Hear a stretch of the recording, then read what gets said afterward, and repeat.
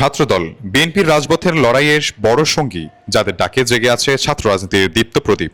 এদিকে নতুন কেন্দ্রীয় কমিটি গঠন নিয়ে এবার রাজনীতিতে ব্যাপক গুঞ্জন তৈরি হয়েছে। কে হবেন ছাত্রদলের সভাপতি, কে সাধারণ সম্পাদক।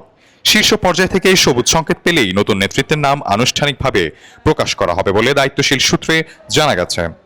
ইতিমধ্যে বর্তমান কমিটির সুপার ফাইভ নেতা দলীয় প্রধানের সঙ্গে বিদায়ী সাক্ষাৎ করেছেন। দলটির সর্বোচ্চ শীর্ষ রাজনৈতিক নেতৃত্বের হাতে এখনো পর্যন্ত নতুন কমিটির খসড়া ও সার্বিক রূপরেখা।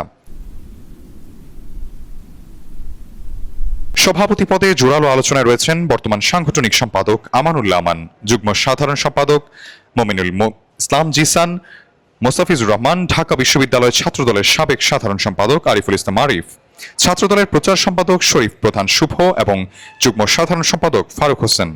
শেখ হাসিনা নেতৃত্বাধীন সরকারের সময় ছাত্রদলের দায়িত্ব পালন করেন রাকিবুল ইসলাম রাকিব ও নাসির উদ্দিন নাসির। পুরো মেয়াদেই কঠিন সময়ের মধ্য দিয়ে যেতে হয়েছে তাদের।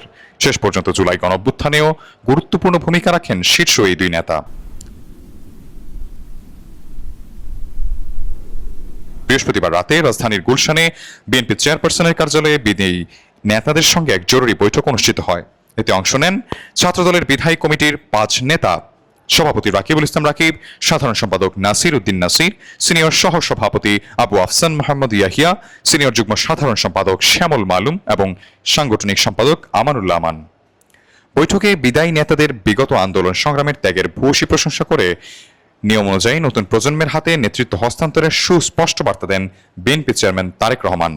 নতুন কমিটি নিয়ে আমানুল্লাহ আমান বলেন, দলের চেয়ারম্যান তারেক রহমান আমাদের অভিভাবক, তার নির্দেশনায় কাজ করছি। তিনি তার পছন্দের ছাত্রদল নেতাকর্মীদের জন্য সর্বোচ্চ ভালো সিদ্ধান্ত দেবেন বলে উল্লেখ করেন। তিনি বলেন, অতীতের মতো আগামী দিনেও তার যে কোনো নির্দেশনা বাস্তবায়ন করতে এক পাও পিছপা হব না। সাইফুল ইসলাম, ডেস্ক রিপোর্ট, দেশ বুলেটিন।